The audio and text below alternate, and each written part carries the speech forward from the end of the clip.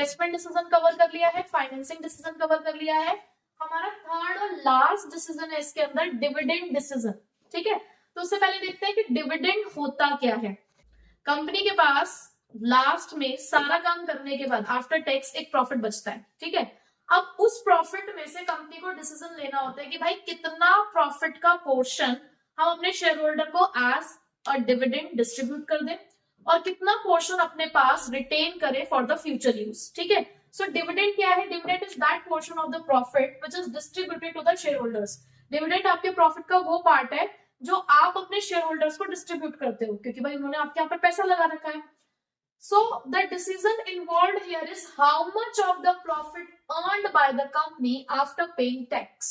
देखो ये बात इंपॉर्टेंट है क्योंकि डिविडेंड आफ्टर टैक्स ही पे किया जाता है, तो टैक्स पे करने के बाद प्रॉफिट का कितना पार्ट डिस्ट्रीब्यूट करना है टू द शेयर होल्डर्स, हम कितना पार्ट उनको डिस्ट्रीब्यूट करेंगे as a dividend, and how much of it should be retained in the business, और कितना अपने बिजनेस के अंदर रखेंगे फॉर द फ्यूचर यूज। ठीक है, अब इस डिसीजन को अफेक्ट करने के भी बहुत सारे फैक्टर्स हैं, यानी कि हमें ये डिसाइड करना है कि कब ज्यादा डिविडेंड पे करना और कब कम डिविडेंड पे करना चाहिए। ठीक है, तो उसको अफेक्ट करने का हमारा पहला फैक्टर है अमाउंट ऑफ अर्निंग्स। क्योंकि देखो जो डिविडेंड पे किया जाता है वो प्रॉफिट में से ही पे किया जाएगा ना, प्रॉफिट मींस अर्निंग, तो आपकी जो अर्निंग्स है वो एक बहुत इंपॉर्टेंट रोल प्ले करती है डिविडेंड को डिस्ट्रीब्यूट करने के लिए। जो आपकी टोटल अर्निंग्स होती है वो कहां से आती है? पास्ट अर्निंग्स और करंट अर्निंग्स। तो जितनी ज्यादा आपके पास अर्निंग्स होंगी, देखो जितना आपकी जेब में पैसा होगा उतना ही तो आप सामने वाले को दे पाओगे, तो अगर आपकी अर्निंग्स ज्यादा है तो आप ज्यादा डिविडेंड पे कर सकते हो, अगर आपकी अर्निंग्स कम है तो आप डिविडेंड कम पे करोगे। तो देखो जरा, dividends are paid out of the current and the past earning. पुरानी और करंट दो जो भी हमारी अर्निंग्स होंगी उनमें उन दोनों को मिलाकर डिविडेंड पे किया जाता है। Therefore, the earning is a major determinant of the decision about dividend. इसलिए हमारे लिए एक मेजर डिसीजन है। So more earning will ensure more dividend or vice versa। यानी कि जितनी ज्यादा आपकी अर्निंग्स होंगी उतने ज्यादा आप डिविडेंड्स पे कर सकते हो। सेकंड पॉइंट है हमारे पास स्टेबिलिटी ऑफ अर्निंग्स।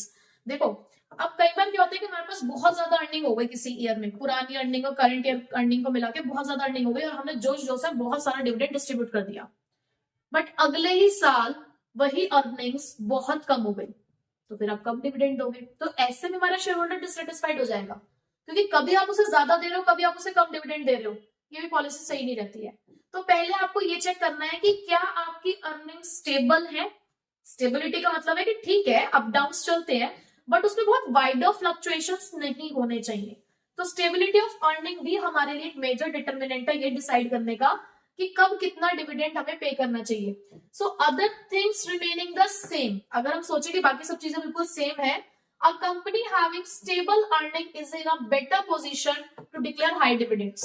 जिन लोगों की अर्निंग स्टेबल रहती है, यानी कि उन्हें पता है कितना प्रॉफिट तो वो कमा ही लेते हैं हर साल, तो वो हायर डिविडेंड्स देते हैं। But as against this a company having unstable earning, लेकिन ऐसी कंपनी जिनको पता है कि यार जरूरी नहीं है हमेशा में प्रॉफिट हो, कभी कभी तो हम बहुत ज्यादा प्रॉफिट भी कमाते हैं तो कई बार हमें लॉस भी हो जाता है, तो तब हम क्या करेंगे? तब हमारे शेयर होल्डर्स खुश नहीं हो पाएंगे, तो वो स्टार्टिंग से ही क्या करते हैं? स्मॉलर डिविडेंड पे करते हुए चलते हैं। तो अगर आपकी स्टेबिलिटी है अर्निंग्स की तो हायर डिविडेंड, स्टेबिलिटी नहीं है तो स्मॉलर डिविडेंड्स। ठीक है, नेक्स्ट। अब यही स्टेबिलिटी हमें डिविडेंड्स में भी चाहिए होती है। भाई एक शेयर होल्डर, आप खुद एक शेयर होल्डर हो, आप क्या चाहोगे कि आपको एक बार जितना डिविडेंड मिला उतना तो एटलीस्ट मिले ही हर बार। हम लो तो नहीं जाना चाहेंगे, हाई जरूर जाना चाहेंगे। तो स्टेबिलिटी ऑफ डिविडेंड अगर हमारे माइंड में कॉन्सेप्ट है तो हमें क्या करना है? Companies generally follow a policy of stabilising the dividend per share. Generally companies क्या करती है कि वो ना एक शेयर पे डिविडेंड फिक्स करने की कोशिश करते हैं कि हम आपको एक शेयर पे 1 रुपए 2 रुपए 3 रुपए 4 रुपए जो भी मतलब जितना कंपनी पे कर सकती होगी उतना हम डिविडेंड पे करेंगे। ठीक है, the increase in dividends is generally made when there is a confidence that their earning potential has gone up।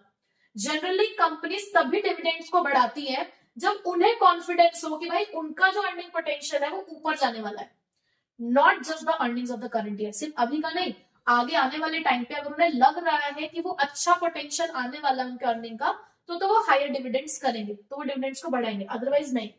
So dividend per share is not altered if the change in earning is small। लेकिन अगर उन्हें दिख रहा है कि भाई earnings में इतना खास चेंज नहीं होने वाला है या टेम्परेरी अभी अर्निंग्स बढ़ रही है, तो इन दैट केस वो डिविडेंड पर शेयर उतना ही रखेंगे। यानी कि डिविडेंड बढ़ेगा कब, जब अर्निंग पोटेंशियल बढ़ेगा। अगर अर्निंग पोटेंशियल अच्छा नहीं है तो डिविडेंड्स वो स्टेबलाइज करके रखेंगे, मतलब फिक्स सा रखेंगे कि इतना ही हम पे करेंगे।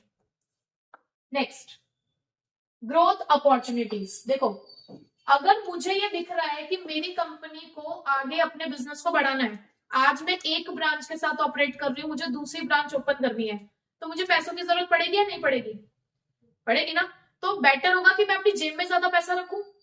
तो अगर मुझे आगे आने वाले टाइम पे ग्रोथ अपॉर्चुनिटीज दिख रही हैं, अवेलेबिलिटी है ग्रोथ अपॉर्चुनिटीज की, तो मुझे पैसा बचाने की ज्यादा जरूरत है। तो इन दैट केस में रिटेन ज्यादा करूंगी और डिविडेंड कम डिस्ट्रीब्यूट करूंगी। लेकिन जहां मुझे दिख रहा है कि नहीं ठीक है, बिजनेस जैसा चल रहा है वैसे चल रहा है, कोई ग्रोथ अपॉर्चुनिटीज फिलहाल नहीं है, तो शेयर होल्डर्स को खुश रखो, रिटेन कम करो प्रॉफिट को, डिविडेंड ज्यादा डिस्ट्रीब्यूट कर दो। तो देखो जरा, companies having good growth opportunities retain more money. जब उन्हें दिख रहा है कि ग्रोथ अपॉर्चुनिटीज है तो वो पैसा बचाकर रखती है, so as to finance the required investment, क्योंकि उन्हें आगे पैसों की जरूरत पड़ने वाली है।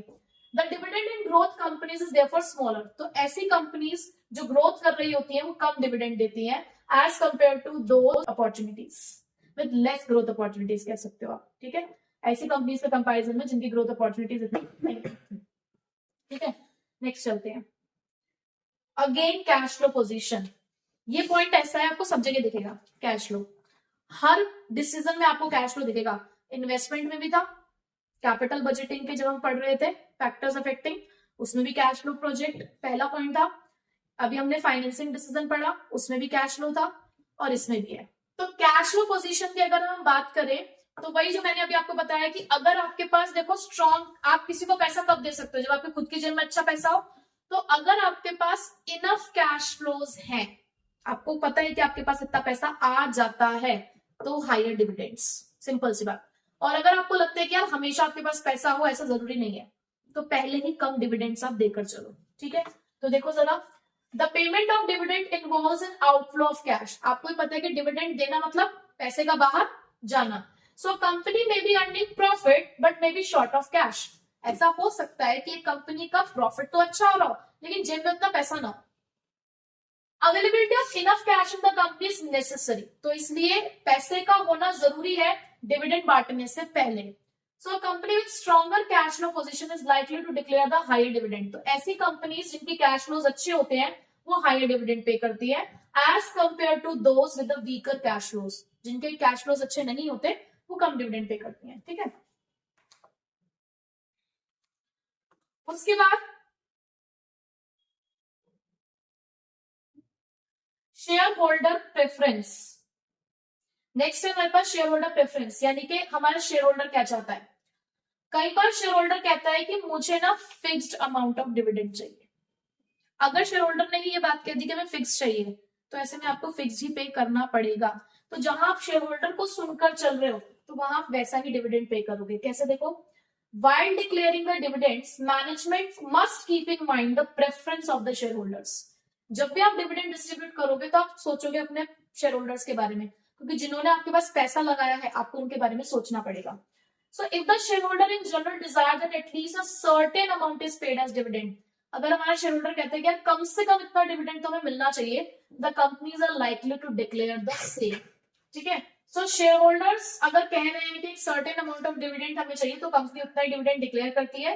There are always some shareholders who depend upon the regular income for their investments, क्योंकि ऐसे कुछ शेयर होल्डर्स होते हैं जो इसीलिए पैसा लगा रहे हैं क्योंकि उनको एक रेगुलर इनकम चाहिए। भाई देखो, आफ्टर रिटायरमेंट लोग सोचते ही है ना कि हमने पैसा इन्वेस्ट कर दिया है, अब मंथली हमारे पास इतना पैसा आता है।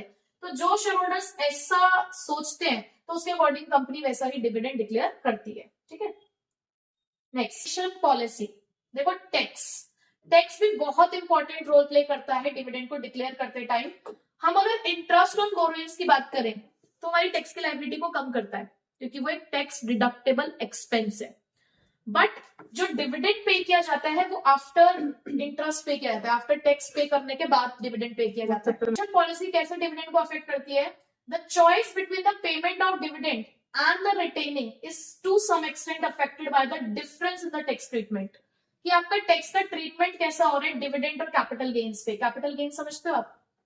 कैपिटल गेन्स का मतलब होता है जैसे कि आपने कोई अपना फिक्स्ड एसेट बेचा, उसको बेचने पे आपको फायदा हुआ, और याद है आपने शेयर्स करा अकाउंटेंसी में, तो उसको बेचने में भी आपको फायदा होता है, जिसको आप कैपिटल रिजर्व में डालते हो तो वो भी आपके कैपिटल गेन्स होते हैं, तो उनके ऊपर टैक्स लगता है। ये इनकम टैक्स की बात है कि वो लोग टैक्स चार्ज करते हैं। Though the dividends are free of tax in the hands of the shareholder, a dividend distribution tax is divide on the companies. Actually क्या होता है कि जो भी डिविडेंड के ऊपर टैक्स का बर्डन है वो कंपनी के ऊपर पड़ता है। तो देखो कंपनी क्या करेगी, अगर कंपनी को दिख रहा है ना कि यार टैक्स रेट हाई है, तो ऐसे में कंपनी डिविडेंड कम डिक्लेयर करेगी, और जहां उसको लगेगा कि टैक्स रेट कम है तो वो डिविडेंड ज्यादा डिक्लेयर कर देगी। The present tax policy share holders are likely to prefer higher dividend. देखो टैक्सेशन पॉलिसी को देखते हुए शेयर होल्डर्स को कहेंगे कि भैया हायर डिविडेंड्स दो, but if the tax on dividend is higher it is better to pay less by way of dividend. लेकिन अगर उसी डिविडेंड के ऊपर टैक्स ज्यादा होगा तो कंपनी क्यों ज्यादा डिविडेंड पे करेगी, कंपनी कम ही डिविडेंड पे करेगी। So as compared to this, higher dividends may be declared if the tax rates are relatively lower. तो ज्यादा डिविडेंड सिर्फ तभी पे किया जाएगा जब टैक्स रेट कम होगा। अगर टैक्स रेट ज्यादा है तो कंपनी के ऊपर बर्डन है ना, तो इसलिए कंपनी उस टाइम पे डिविडेंड कम पे करती है। ठीक है, नेक्स्ट स्टॉक मार्केट रिएक्शन। देखो स्टॉक मार्केट के अंदर अगर कोई कंपनी ज्यादा डिविडेंड पे करती है तो इन्वेस्टर के माइंड में इसे एक अच्छा माना जाता है। इन्वेस्टर सोचता है कि यार ये कंपनी ज्यादा डिविडेंड पे कर, इसका मतलब अच्छी कंपनी है, अच्छा पैसा कमाती होगी, यहाँ पैसा लगाना चाहिए। तो देखो increase in dividend is taken as a good news, ये एक अच्छी न्यूज मानी जाती है कि कंपनी ज्यादा डिविडेंड पे कर रही है, तो उस कंपनी के स्टॉक प्राइसेस पे उसका फर्क पड़ता है, उसकी प्राइसेस बढ़ने लगते हैं क्योंकि मार्केट रेपुटेशन एक तरीके से आपकी बढ़ गई। इसी तरीके से अगर आप कम डिविडेंड पे कर रहे हो तो उसका मतलब क्या है, आप कुछ अच्छा काम नहीं कर रहे हो, नेगेटिव इमेज बन रही है, तो इन दैट केस आपके शेयर प्राइसेस कम होने लगेंगे। तो अगर कंपनी का व्यू पॉइंट है कि यार मुझे अपनी पॉजिटिव इमेज मार्केट में क्रिएट करनी है ताकि मेरे प्राइस बढ़े, तो यहाँ खर्चा ज्यादा करेगी, वो कहेगी चलो डिविडेंड ज्यादा देते हैं। लेकिन अगर आपको कोई फर्क नहीं पड़ता स्टॉक मार्केट रिएक्शन से, तो जैसा आपका मन करे वैसा डिविडेंड दो, आप लेस डिविडेंड भी दे सकते हो। बट अगर आपको मार्केट में अपने शेयर प्राइस बढ़ाने हैं, इसको लेकर आपको शेयर प्राइस बढ़ाने हैं, तो आप डिविडेंड ज्यादा दे दोगे उस टाइम पे। ठीक है, access to the capital market. Access मतलब कौन कैपिटल मार्केट में घुस सकता है। देखो एक नई कंपनी तो नहीं घुस पाती कैपिटल मार्केट में बहुत आसानी से, तो नई कंपनियां डिविडेंड कम पे करेंगी। क्यों? क्योंकि देखो कल को अगर उन्हें पैसों की जरूरत पड़ी तो उन्हें बाहर वालों से नहीं मिल रहा है बिल्कुल भी हेल्प, फाइनेंशियल हेल्प नहीं मिल रहा। भाई कल को अगर किसी कंपनी को पैसों की जरूरत पड़ रही है और वो कैपिटल मार्केट में नहीं जा पा रही है, पैसे वहां से नहीं ले पा रही है, तो वो अपनी जेब पे डिपेंड है ना, यानी कि वो रिटेन अर्निंग्स पे डिपेंड है। तो ऐसी कंपनीज जो आसानी से कैपिटल मार्केट में नहीं घुस पाती हैं, वो डिविडेंड कम पे करती है, अपनी जेब में पैसे ज्यादा रखती हैं। लेकिन ऐसी कंपनीज जिनकी क्रेडिट वर्दीनेस अच्छी है, बहुत आसानी से कैपिटल मार्केट में उन्हें पैसा मिल जाता है, तो वो पैसे बचा के नहीं रखती, वो डिविडेंड ज्यादा डिस्ट्रीब्यूट करती हैं। ठीक है, तो देखो large and reputed companies generally have easy access to the capital market, so they depend less on the retain earning, तो उन्हें ज्यादा पैसा बचाने की जरूरत नहीं है अपनी ग्रोथ के लिए। So these companies tends to pay the higher dividend, तो ऐसी कंपनीज हायर डिविडेंड देती है उन कंपनीज का कंपैरिजन में जो कि रिलेटिवली स्मॉलर है और जिनको कैपिटल मार्केट में आसानी से पैसा नहीं मिल पाता है। ठीक है, next is legal constraints. Constraint मतलब रुकावट, कुछ रिस्ट्रिक्शंस है। लॉ भी हमें बहुत सारे कामों को करने से रोकता है। देखो हम ना एक एक्ट फॉलो करते हैं कंपनी में रहते हुए, कंपनीज एक्ट 2013, जो कि हमारे ऊपर कुछ ना कुछ रिस्ट्रिक्शंस लगाता है। तो कंपनीज एक्ट के कुछ प्रोविजंस हैं कई बार जो हमें डिविडेंड पे आउट्स को रोकते हैं करने से। जैसे कि हम लोग ना डिबेंचर्स इश्यू करते हैं, तो क्योंकि हमें रिडीम करना होता है तो एक रिजर्व बनता है, डिबेंचर रिडेम्पशन रिजर्व। ठीक है, जो कंपलसरी होता है बनाना कुछ केसेस में। ठीक है, तो अब ऐसे में अगर आपने प्रॉफिट में से, देखो कुछ कंपलसरी रिजर्व्स होते हैं जो हमें प्रॉफिट में से बनाने पड़ते हैं। अब जितने रिजर्व्स आप बनाते जाओगे प्रॉफिट में से, क्योंकि कंपनीज एक्ट आपको कह रहा है कि आपको ये काम करना ही पड़ेगा, तो उतना ही आपका प्रॉफिट कम होता चला जाएगा ना, और जितना प्रॉफिट कम होगा उतना आपके पास कम बचेगा बांटने के लिए।